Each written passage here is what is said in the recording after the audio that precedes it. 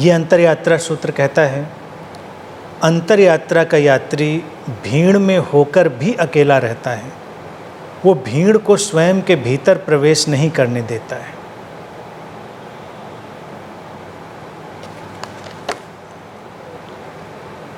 भीड़ में होकर अकेला होना बहुत खूबसूरत है।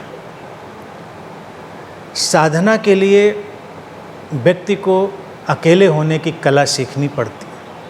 अगर साधना को हम बहुत ही संक्षेप में कहें कि वो क्या है, तो वो अकेले होने की कला है, भीड़ से मुक्त होने की कला है। और ये तभी संभव है कि जब भीड़ को अपने भीतर प्रवेश न दिया जाए। आमतौर से लोग साधना के लिए कहीं जंगल निकल जाएंगे, हिमालय निकल जाएंगे, दूर एकांत में चले जाएंगे, और उनकी कोशिश क्या होती है कि भीड़ से वो बच जाएं, भीड़ उनके पीछे ना आए। लेकिन क्या वो सचमुच में भीड़ से बचते हैं? क्योंकि तब उनके अंतर्मन में भीड़ चल रही होती है, उनके भीतर भीड़ भरी हुई होती है। अब अगर किसी के भीतर भीड़ भरी हुई है तो वो कितना भी एकांत में हो, कितना भी किसी हिमालय की कंदरा में हो, वो साधना में नहीं हो सकता, वो अकेला भी नहीं हो सकता। भीड़ में होकर भी अगर वो साधक भीड़ से मुक्त है तो वो अकेला है। फिर उसका व्यवहार बहुत ही कुशल हो जाता है, उसका व्यवहार जो लोगों के साथ है बहुत ही मधुर, प्रेमपूर्ण और संतुलित हो जाता है। क्योंकि जब भीड़ किसी के भीतर उपद्रव कर रही होती है, अपना काम कर रही होती, तो भीड़ की जितनी धारणाएं, मान्यताएं हैं, भीड़ का जो शोर है, भीड़ की जो हलचल है, वो सब व्यक्ति को प्रभावित करती है और उसके हर व्यवहार, हर प्रतिक्रिया, हर क्रिया को कंटेमिनेट करती है, प्रदूषित करती है, उसमें अपने रंग डालती है। साधक को तो भीड़ के रंगों से मुक्त होना ही होता है। मुझे किस्सा याद आता है बड़ा खूबसूरत, जी कृष्णमूर्ति जी के जीवन का। कहते हैं कि एक बार वो हिमालय में कहीं विचरण कर रहे थे, तो एक गुफा के पास से गुजरे, वहाँ एक साधु ध्यानमग्न थे। तो जेके वहाँ रुके। जब साधु ने आंखें खोली तो जेके ने उनसे पूछा कि आप यहाँ इस निर्जन कंदरा में क्या कर रहे हैं? उसने कहा मैं ध्यान कर रहा हूँ यहाँ पर।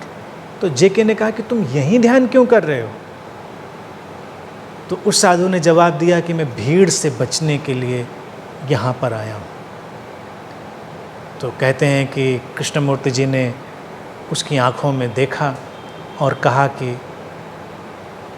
But sir, mob is with in you, लेकिन भीड़ तो आपके भीतर है।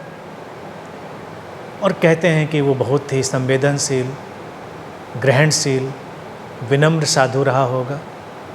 उसको ये बात रियलाइज हुई, उसने सोचा, और कहते हैं कि उसने कृष्णमूर्ति जी से कहा कि आपने मेरी आंखें खोल दी, बिल्कुल सच कहा आपने। मैं यहाँ बैठकर भी तो भीड़ से मुक्त कहाँ हुआ। वो आवाज़ें, वो स्मृतियाँ, वो सारा कोलाहल तो मेरे भीतर चल ही रहा था। और कहते हैं फिर उसने कंदरा छोड़ दी। ध्यान के लिए, साधना के लिए ये समझ जरूरी है, और इस समझ के लिए व्यक्ति को ज़्यादा से ज़्यादा सजग और संवेदनशील होना पड़ेगा। अपने भीतर से उठती हुई आवाज़ों के प्रति जागरूक होना होगा। कई बार व्यक्ति के भीतर जो आवाज़ें हैं, व्यक्ति के भीतर उठती हुई जो व्यवस्थाएं हैं, जिनको वो अपना ढंग कहता है, वो आवाज़ें, व्यवस्थाएं और ढंग उसके नहीं होते, वो भीड़ के होते हैं, वो समाज के होते हैं, वो बाहर से आए हुए होते हैं, वो उसके ऊपर प्रक्षेपित होते हैं, प्रोजेक्टेड होते हैं। साधक को इसे समझना पड़ता है। जो अंतर्यात्री है, सीकर है, वो जागरूक होकर इस प्रक्रिया को देखता है और जानता है कि हाँ, जिसको हम अपनी अंतर्मन की आवाज़ समझ रहे हैं, वो तो भीड़ की आवाज़ है।